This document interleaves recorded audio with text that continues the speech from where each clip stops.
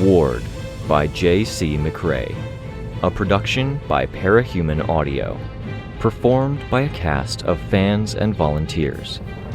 Please visit parahumanaudio.com to learn more. Thank you and enjoy.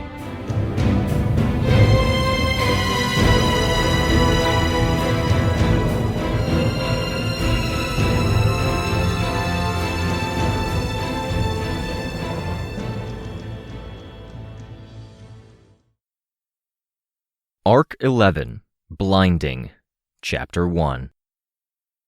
I could remember conversations that Gilpatrick and I had had back with the patrol group.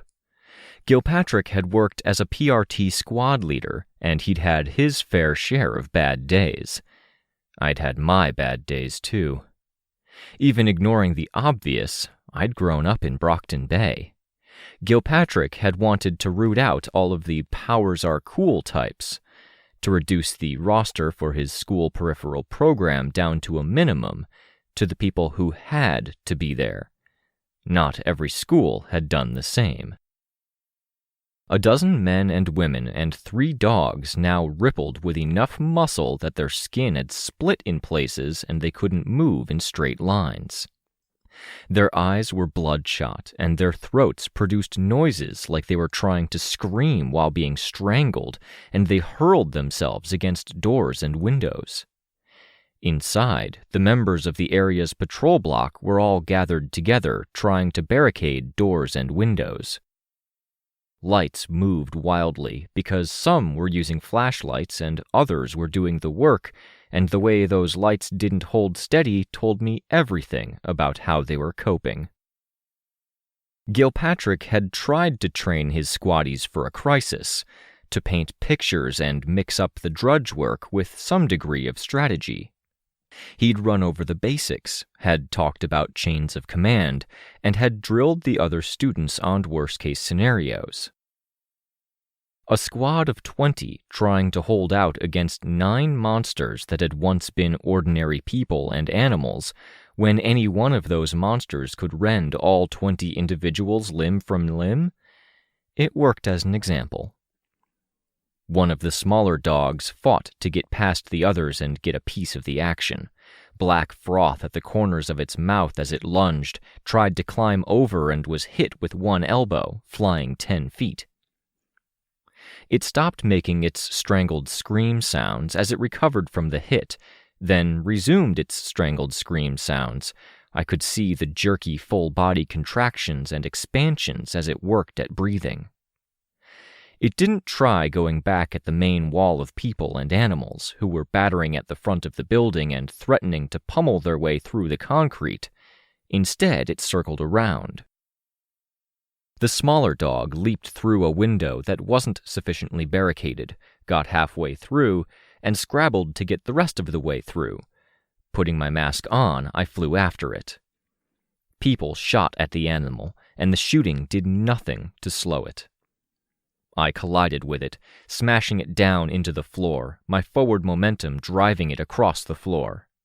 The wretch hit it once before the force field flickered off. I flew up to the ceiling, back flat against the painted surface as the dog scrabbled to get its limbs under it. The muscles hampered more than anything in the moment. I used my aura, but it agitated the room more than it bothered the dog. "Don't shoot," I called out. "Don't waste your bullets." "And you'll hit me." "What the hell are we supposed to do?" a young woman shrieked at me.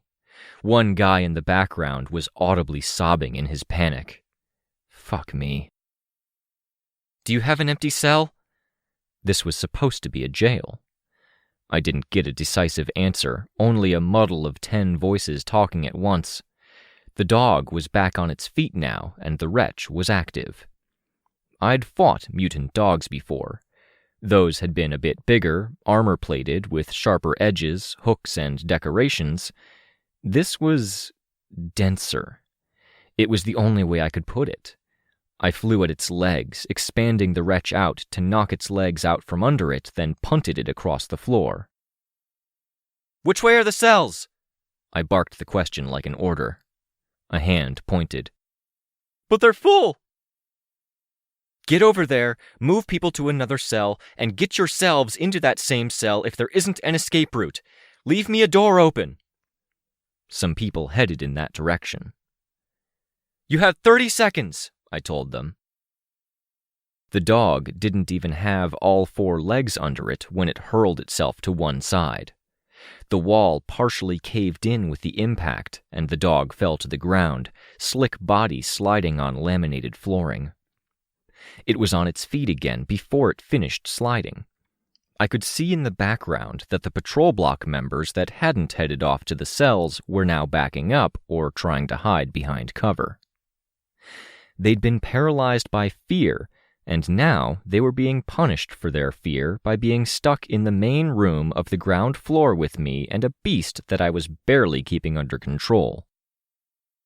To my left, at the front door of the building, the drumming of fists against the door was causing the metal door to curve inward.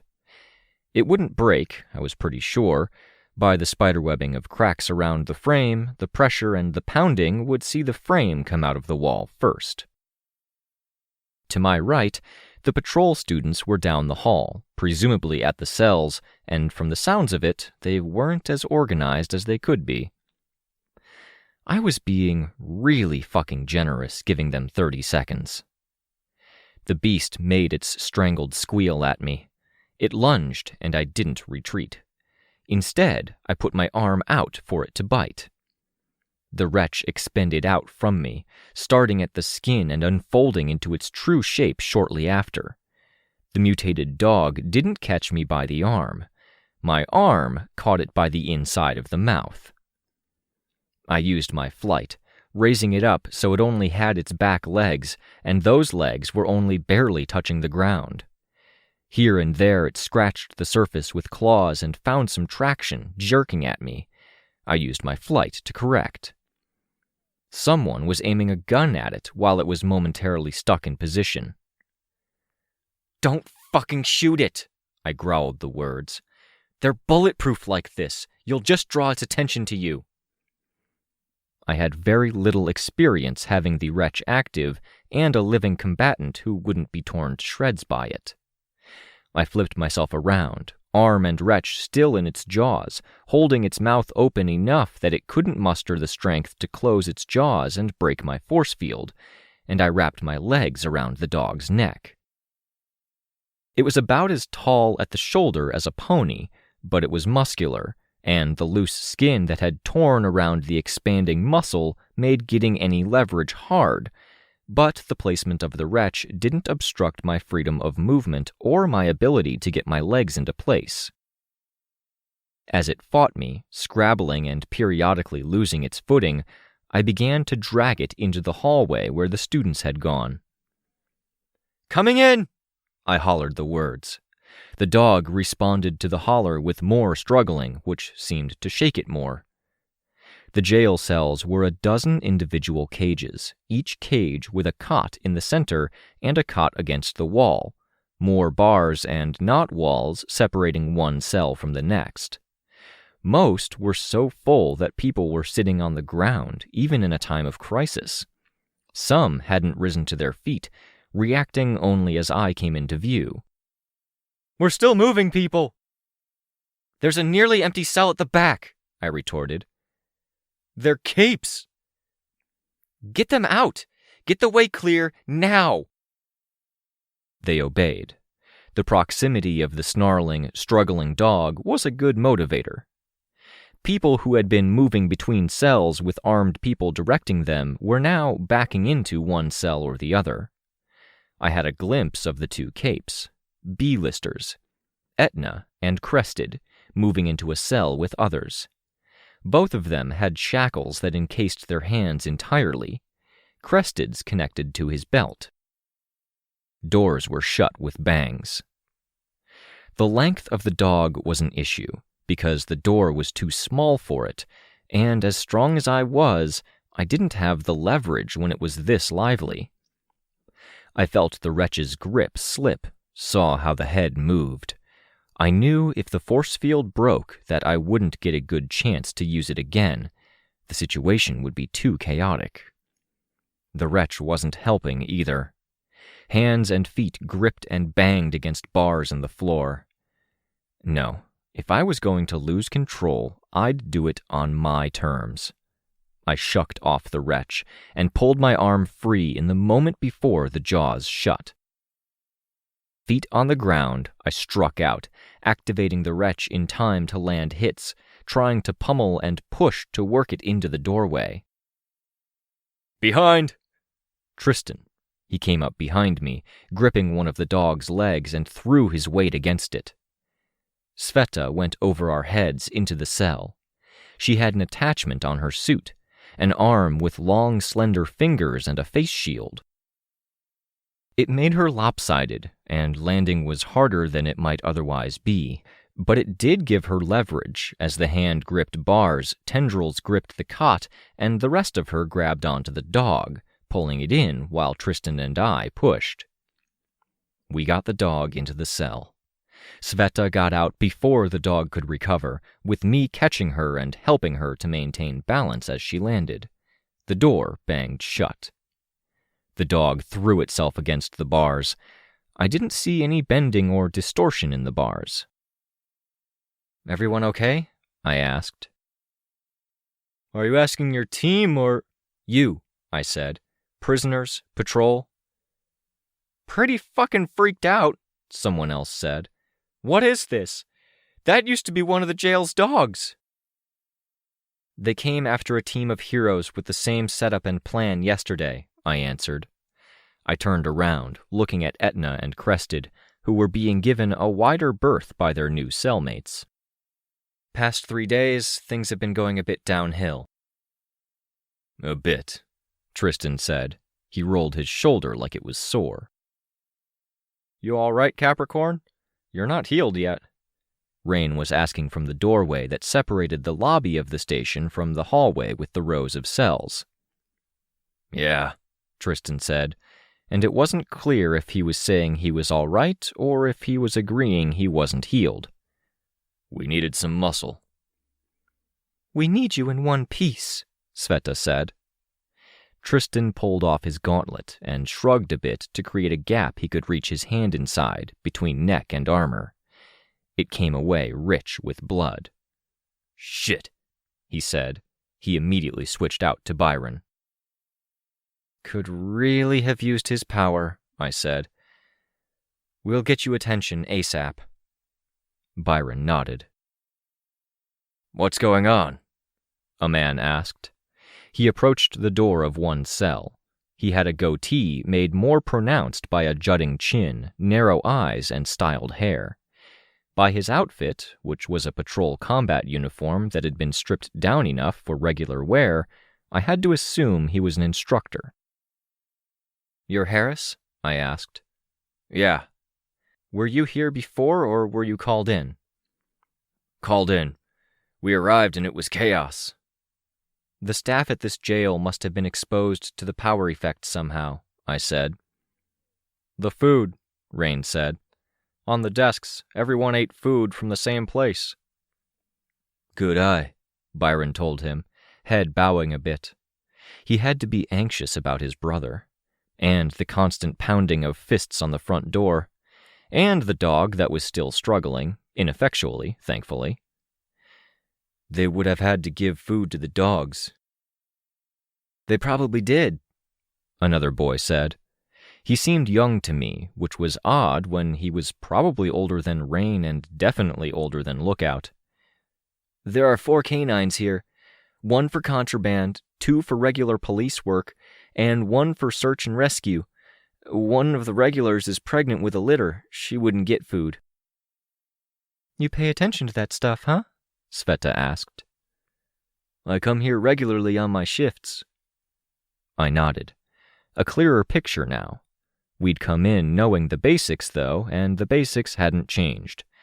The basics were bad. I tried to compose my thoughts. Then they might have intercepted or impersonated the delivery person. They transformed the staff into those things. Bulletproof, tough, and strong for as long as the effect lasts.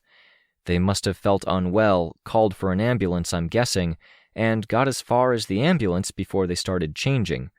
No other reason for them to already be outdoors. "Is the ambulance staff okay?" a boy asked. "We saw them, but we couldn't get to them." "They were alive inside the rolled vehicle. Light injuries. I evacuated them," Sveta said. "Why?" Instructor Harris asked, his eyebrows knit together. "Why are they doing it like this?" "To show dominance," I answered. "To achieve their goals, which is to hurt the local law enforcement and to break in. But the reason they're doing it this way in particular is that they want to show their power." On the topic of dominance, even with the main power out and the only power being provided by an emergency generator, I could see how the cells had been divided into prisoner and patrol. Instructor Harris seemed to notice too. He pulled out his keys. No prisoners moved to take him hostage or fight for those same keys. They were very still, if wide-eyed with alarm. "You might want to stay," I told him. "This is a waiting game. While you're in those cells, you've got metal bars between you and the attackers. If we can wait out the transformations, things should settle down." "Will the front doors hold?" Instructor Harris asked. I glanced at Rein. Rein shook his head. "No," I said. Harris put key to lock. "Senior students, I'd really appreciate it if you were with me, but I'm not going to make you. Step forward." "I'll help, whatever you need," a prisoner said. He was a guy with hair down to his shoulder blades and a tapered beard that touched collarbone. "Sorry," Harris said. "I don't know you." "You get credit for courage," I said. "Good man." Byron entered the open front area of the station, stepped up onto a desk, and with his arms folded, began to create his motes of light. "How much property damage can we get away with?" Rein asked. "Construction is cheap. At the Lime Center, I drew the line at damaging people's cars. It's too personal, upsets people, sets them against capes. The power at the center, I uprooted the wiring, but even a threat of a brief blackout is not as personal." "Speaking as someone who's dealt with having no power for long stretches at a time, it might be more personal than you're thinking." I became less convinced of what I was saying before I finished saying it, I said. "I don't know, Precipice. If you've got to break stuff to save people, then that's fine. I think those things out there are dangerous, and I don't think people would hold it against us." "Don't underestimate people's ability to blame others," Byron said. "Yeah," I said. "We're here right now, aren't we?" "You can put holes in the ceiling, Precipice. I think they'll accept it." He looked around. The smaller length of arm that was attached to his elbow touched a nearby table. "I was thinking floor." "Go for it," I told him. I picked up a desk, sliding it over to where the damage was worst. After a moment's consideration, I flipped it over so the legs and struts were pointing up. It crashed as it landed there. Sveta and others joined me. "Why upside down?" someone asked. "They're strong, but they aren't balanced or coordinated," I said. "Tripping is better than putting something heavy in their way." "What are these blue lights?" a girl in a patrol uniform asked. "A water gun," Byron said. "Are they safe to walk through?" "They're safe." The pounding continued. I could see the spread of cracks. This was going to be bad. "Do these guys have a fire hose, containment foam, nets, anything like that?" I asked. "No," Instructor Harris said. He sounded pretty grim and he looked anxious. More annoyingly, he wasn't really helping. "You sound pretty sure for someone who doesn't work here," Rein said. "It's the same building layout as the one we operate out of," Harris answered. "Except instead of the cells, we have a shower room." Made sense. Many of the buildings were prefabricated, arriving on trucks and put together like assemble-it-yourself furniture. "Besides," he said, Water pressure here isn't all that. I wasn't asking for the water. I was asking because it'd be tough for them to tear and I could tie them up. I don't know what to tell you, he said. He was watching as the cracks expanded. Concrete was coming out of the widening cracks in dribbles and tufts. Where were you a squatty? I asked as I used a burst of my strength to send a desk skidding across the floor. I wasn't, he said. I was admin in a PRT office, Beartown. A paper pusher? The distinction between an office and a department was a pretty big one. The office would be the kind of place that serviced a town like the one Ashley had come from. The department was the kind of place that served Brockton Bay, New York, and any other cities that were large enough or in dire need. There had been 65 or so at the time the world had ended. So, not just a paper pusher, but a paper pusher in a workplace that had 20 employees at most. How many capes? 2 of us, 2 of them. Correction, 8 employees at most. Probably an office with 3 to 5 people in it. Fuck. I'm willing to follow orders if you want to lead, I said. Are you? He asked. He sounded slightly surprised. Yeah, but I really hope you want to and you're able, I said. No, he said. I don't and I'm not. Focus on your kids then. Keep them in one piece. Some are freaking out, I said. The pounding continued. The dribbles were now more like brief waterfalls, contiguous along the long horizontal crack above the door. It was ready to fall. Sveta used her modified arm, slender fingers on a feminine hand moving furniture to stack chairs in the cups formed by the struts and legs of desks. The arm was one piece of a greater project. She was strong, really, and her ability to pull and constrict was being leveraged into mechanical movement. The only difficulty was the lack of balance and how she had to brace most of the rest of her body. Still, she seemed more happy with having a human limb writ large than she'd been with the tentacles. Or content, if not quite happy. I looked around. Side windows had been blocked with rock, Tristan's work, before he'd joined me and helped at the cell. I could see the food wrappers and half-eaten dinners, the ones that were possibly laced. I added more chairs to the mix, kicked over some garbage bins, and then stepped back. The pounding was less sharp than before. The impacts were heavier. They'd sensed or seen the movement, and now they threw their bodies against the wall instead of punching or clawing at it. How long since you got the call? I asked. 30. The wall shifted, the scraping and crunching loud enough to drown out Harris's reply. The villains had attacked the shepherds earlier in the day, and the transformation had lasted for longer than 30 minutes. They'd estimated close to an hour after talking to the people who first sighted the changed people. If someone gets dosed somehow, we'd need to get them into a cell before they change, I said. Harris? We'll try. They're already sardines. Better a sardine than dog food, I answered him. It took a while to change, Byron said. I've been reading up on tinker transformations and the kinds of drugs they make, I replied.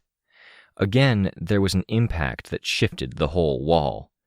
They can change it up, force a faster change but weaker or less predictable, or more side effects for the victim. Why are you reading up on tinker transformations? Sveta asked. A topic for another time, I told her. Right now, we need to focus on this.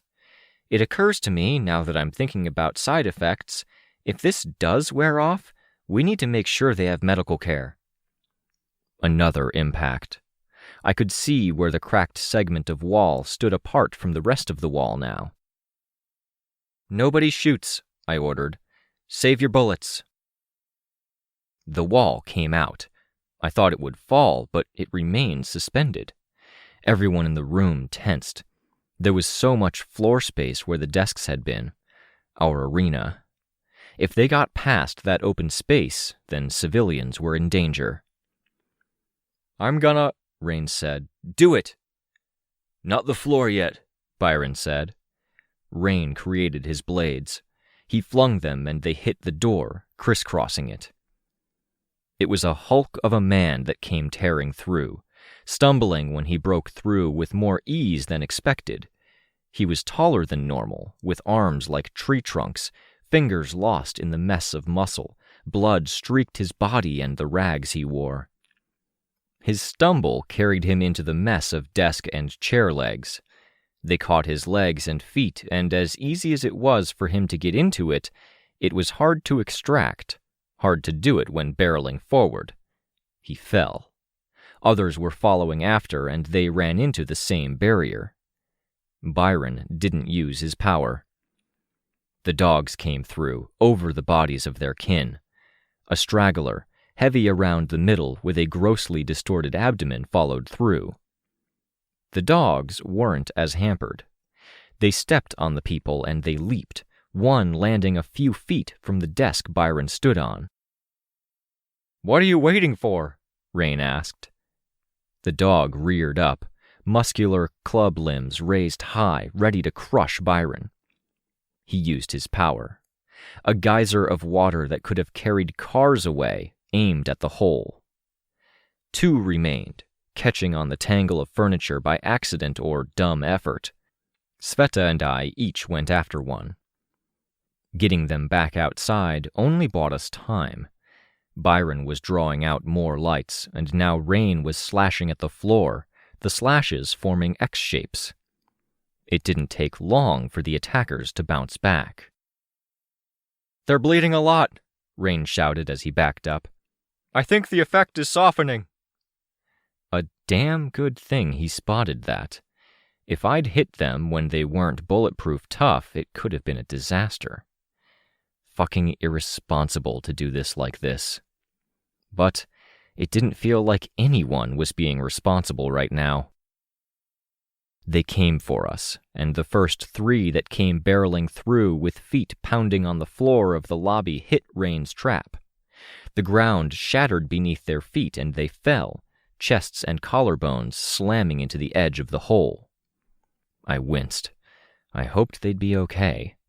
Too much strength without durability could be disastrous. Byron followed up. A torrent of water to slow them down, push them back, and to turn finer debris into mud. The air was frigid, with moisture heavy in it. This was a losing battle. They came at us so hard that there was really no way to even block a hit without causing them harm. We couldn't even really redirect them. "Keep destroying their footing," Rein did. My focus was on flying, on short bursts of strength to hit them and make them stagger into one another. If I could keep them in place long enough, they could tumble into traps. Sveta wasn't fighting, but she was managing the ones who'd fallen. If they started to climb out of the waist-deep holes, then she hauled on them or moved past them to push them back in. The water helped.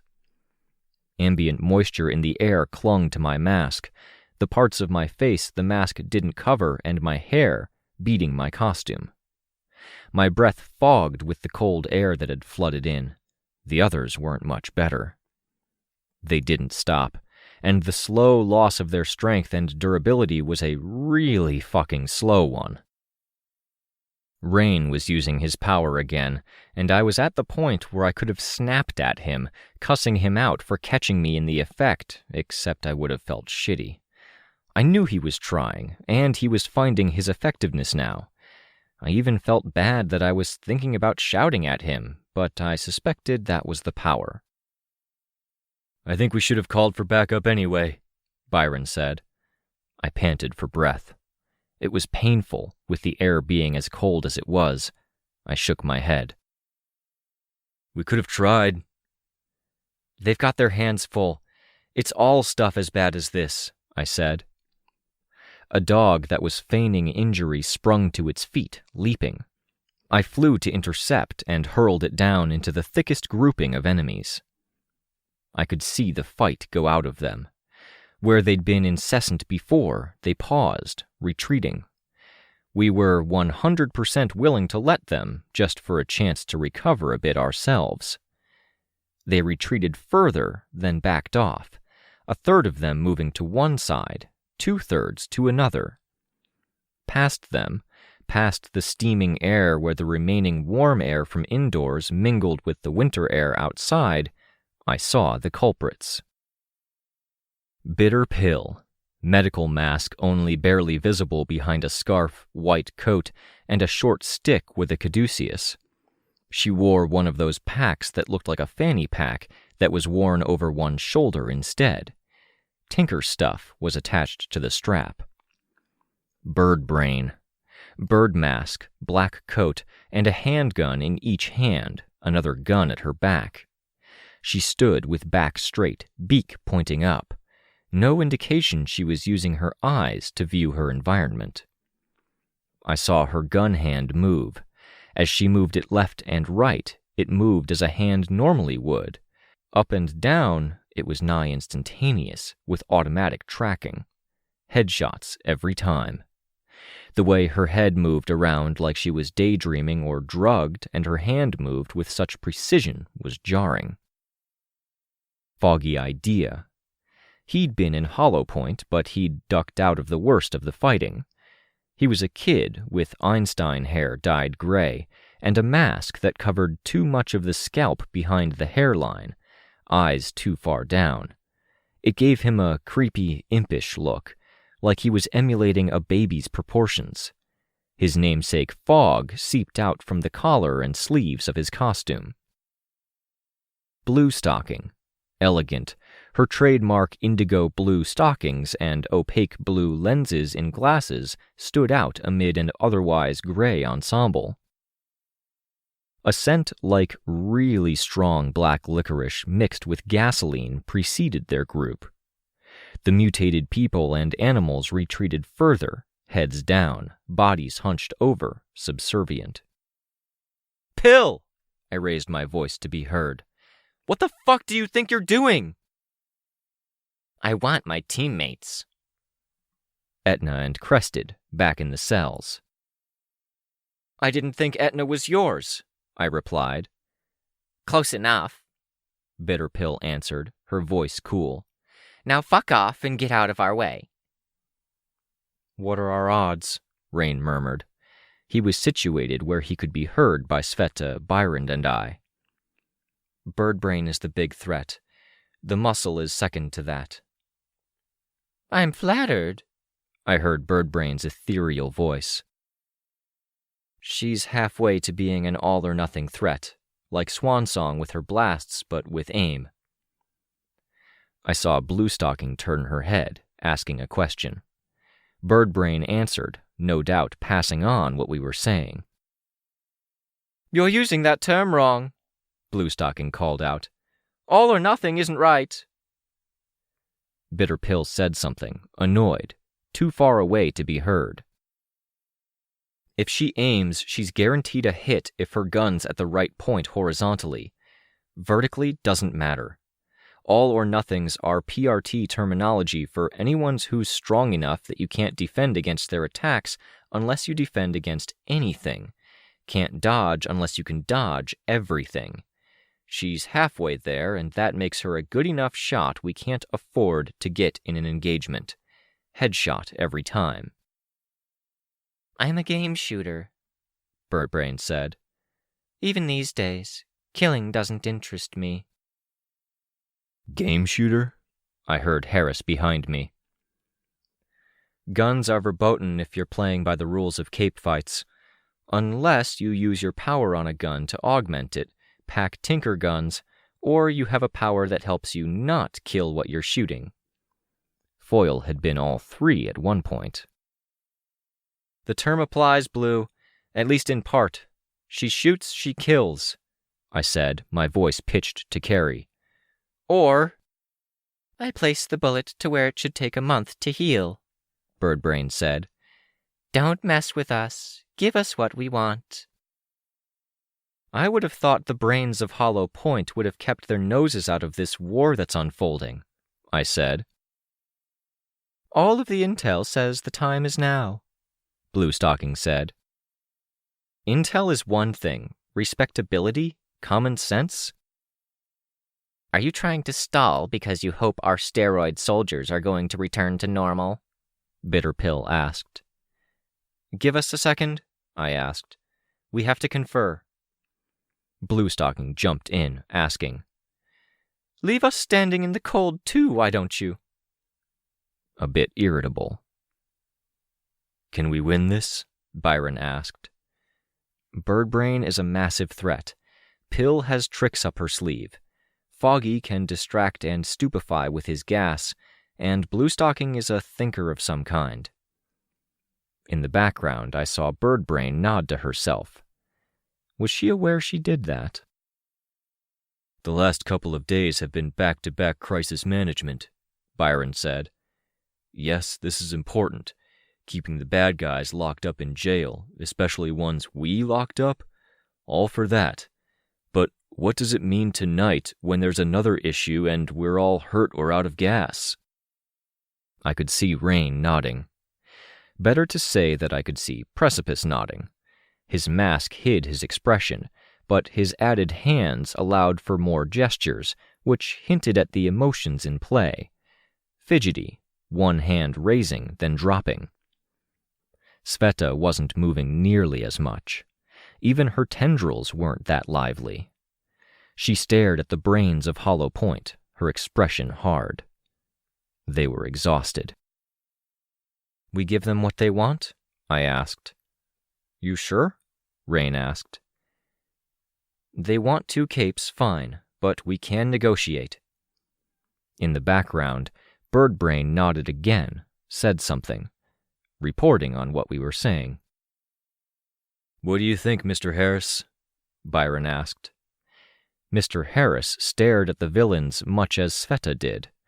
In a way, it was like standing at the foot of a mountain and seeing just how daunting the ascent was going to be. There was such a gap to be closed, and getting there was going to be so hard. Worse, this mountain had no interest in making the process any easier. It was going to do whatever the fuck it wanted. I won't stop you, he said. If I get asked why I let it happen, I'll tell them it was the right thing to do. The way that gun moves unnerves me. If we say no to this, we need to take a few hours off, Sveta said. Otherwise, I feel like it's going to end up the same way next time. I nodded. I wasn't super happy about her mentioning that we were tired or taking a break to people who might pass that on to our enemies, but I wasn't going to get on her case about it. Can we talk? I called out. After they consulted, it was Bluestocking who approached, stepping over rubble. She had nice boots. Her approach made the creatures back off. I floated closer. What would happen if I decked her and knocked her out right now? If I took a hostage and played as ugly and as dirty as they were playing right now? Bitterpill approached too, maybe because she wanted to say something. I looked back and met Harris's eyes. Best to connect to the real authorities where possible. Bluestocking and me, with Bitterpill and Harris as our seconds, I guessed. I looked at Bluestocking, and I saw something in the way she held herself, and what I could see of eyes behind mostly opaque lenses, and in her eyebrows. A familiar attitude. I wondered if I was comparing her to anyone I knew, but when I reached for it, I couldn't place it. It didn't help that they stank. The smell I'd noted before was emanating from them in wafts, worse when they moved. It was, presumably, what had kept the mutants docile. We'll give you the 2 capes you want from the jail, with stipulations. Which are? Bluestocking asked. She looked pissed by the way she set her mouth and folded her arms. Or was it resting bitch face? Oh, there had been a woman at my rehab who'd given me dirty looks. So that was the answer to my little mystery. That tiny bit of closure was a note of success in a day that had been hard, bloody, and miserable in large part. Nobody gets hurt. If you have the ability, you need to return these people to normal now with no injuries. You can't take them with you. They'll be 85% healed up, unless you've punctured a vital organ or something, Bitterpill said. Not good enough. You can't go after civilians. Can and did, Bitterpill said. Bluestocking didn't agree, but argued the point instead. Cops. Cops are fair game. So are the anti-Cape soldiers. We're not anti-Cape, Harris said. And you can't take them with you. They're not your pawns. Couldn't if we wanted. They go dormant, that's all, Bitterpill said. No need to worry your little head over that one. Fine. That's stipulation 1. You fix them, I said. Stipulation 2 is you need to drop some money on this place, make amends, give them what they need to rebuild. Fuck that, Bluestocking said. Stipulation 3, take a fucking break. Back off, don't pick fights, don't go after heroes, take 3 days and stop being complete dicks for that long. We'd lose ground, Bluestocking said. Numbers, social map, demos, territory, ratios? No. You'll lose ground if some of you get broken bones, I replied. This is a way to do this without fighting. We benefit, you benefit, civilians can mend and repair. You're asking for way too much, Bluestocking said. Heal the people you hurt, make amends for what you broke, and back off for 3 days. If you want to negotiate down on any of those parts, you can give us some intel on the people who opened fire on us 2 days ago. Bluestocking sniffed with amusement. That passed under my nose before I thought to pay attention. I know some things, but you hand those 2 over, we'll give you the information, nothing else. Information, healing, and that's it, she interrupted. Not good enough, I said. Fucking deal with it. I turned slowly, looking up at Harris. He gave me a slight shrug and shake of the head. Resigned. Fuck no. I didn't want to let them win like this. Instructor Harris, stuff for Etna and Crested is on the captain's desk. Get them set up and bring them out? Yeah, he said, voice terse. He jogged back. What's it going to take to heal them? I asked. I have the stuff, healing. It should get them to 90-95%. They'll be hungry. Good enough? Bitterpill asked, a condescending note in her voice, her gaze too casual and distracted. Good enough, I told her. Bluestocking added, small expenditure of resources. The fixing of this building when you did half the damage? No. How do you know how much damage we did? I asked. She gave me a look, half glare, half disdain. I hated being ignored, patronized, and looked down on. I'd triggered because it had been so oppressive. Now here she was, just pressing that button. I consoled myself by telling myself that this was handled. Things were calm. We could still negotiate. Maybe Bluestocking had some post-cognitive powers, past reading like the time camera had been able to do. In the back, Birdbrain perked up. She raised her voice, alarmed. Blue! Bitter! She was running now, catching up with our group. Bluestocking raised a hand, motioning for her to stop and stay back. She might have been thinking that this was already a 2-versus-1 discussion, and a third person would make it lopsided enough to stop being civil. But then Birdbrain drew close enough that the alarm in her eyes was visible through the eye-holes of her bird mask. What did you do? Bluestocking asked. Bitter Pill seemed to connect before Bluestocking did, because she pushed past me, hurrying toward the building. I motioned for the others to back off and let her through. The others followed, with Foggy Idea trailing behind. Birdbrain held out her guns, threatening anyone who threatened to attack while the Thinker team was surrounded. I flew to keep up. I had to be ready to protect Harris if... He was already backing up, hands up, when the Thinkers arrived at the door to the hallway. He'd dragged Crested from the cell and shoved the food that had been left on the captain's desk into Crested's face. "Are you stupid?" Bitterpill asked. "Did you eat it?" Bluestocking asked. "He ate enough," Bitterpill said, sounding pissed. "Your call," I told her.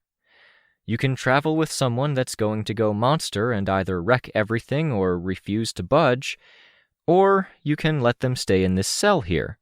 We'll wait for our reinforcements, see if they come." "Shut up," Bluestocking said. "Or you can accept my terms and we'll keep this easy for you." There was a long pause. My team was standing beside me. I could see Bitter Pill holding a bottle so the cap was between her index and middle fingers, ready to drop it. I wondered if Sveta would be able to catch it. She hadn't let herself be surrounded without a trick up her sleeve. The question was whether she'd throw all sense to the wind and go with that, or if she'd take the other route. It was Bluestocking who responded. "Reduced terms. Let's talk," I said. "We give you passage with your prisoners, no fight, no hassle. We'll hold them and turn them over. You fix the wounded. You pay... Not the full price, 2,000. Pretty paltry, 20,000 minimum. You're ridiculous. They're your teammates. You risked all of this for them, and now you're saying they aren't worth 10,000 each?" "We're not teammates," Etna said. "You'll fucking do a few jobs with us if we break you out, okay?" Bluestocking snarled. "Okay," Etna replied.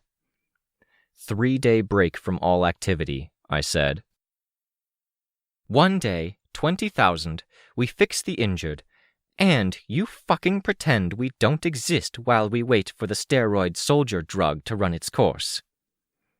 I didn't reply, letting the others take that in. "Yeah, probably," Byron said. I saw Sveta and Rein nod.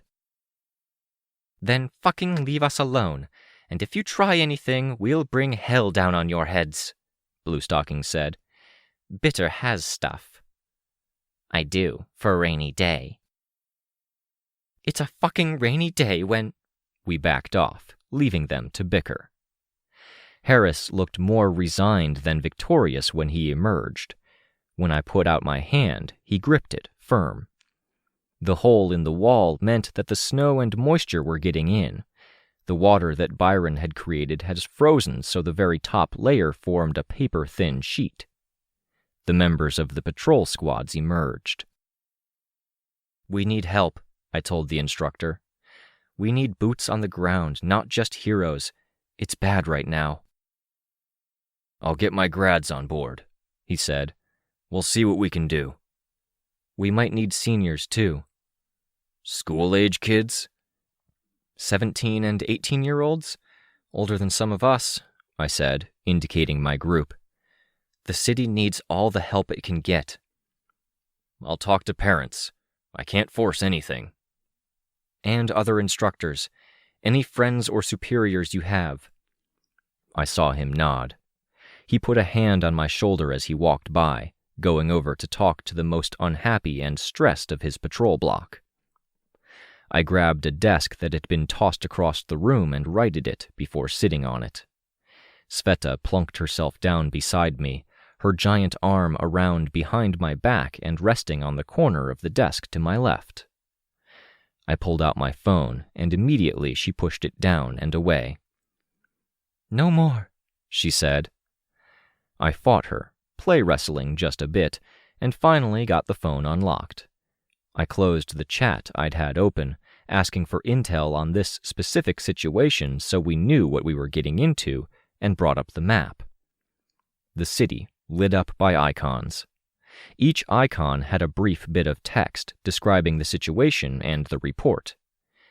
Incidents all over.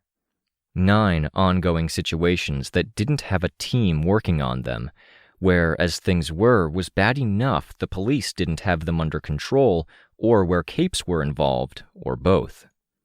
The city was on fire, metaphorically speaking, and we didn't have what it took to put it out. When Kenzie had put the application together, she hadn't seemed to expect that things would get this bad, because a lot of the text was unreadable or off-screen, too much at once. This time, when Sveta pushed my hand and my phone down, I let her. "We need a break," she said. "You need one."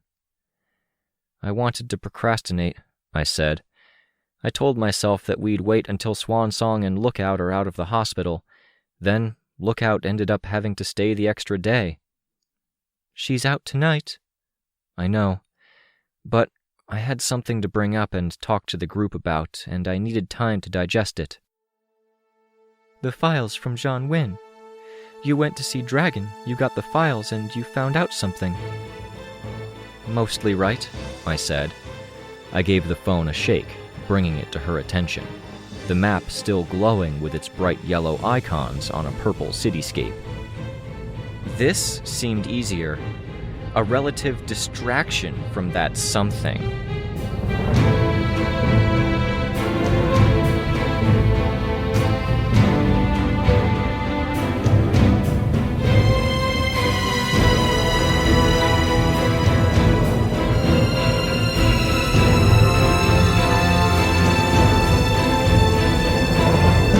This was a production of Ward by Parahuman Audio. Ward and the Parahuman stories are written and owned by J.C. McCrae. You can find the original text and support the author at parahumans.net. For more of the Ward audiobook, as well as other community works, please visit parahumanaudio.com. Music for this chapter was by Purple Planet. Find out more at purple-planet.com. Editing by SamuraiBuko. Narration by Rein Ramsay. Find more of their work at our website. Thank you for listening.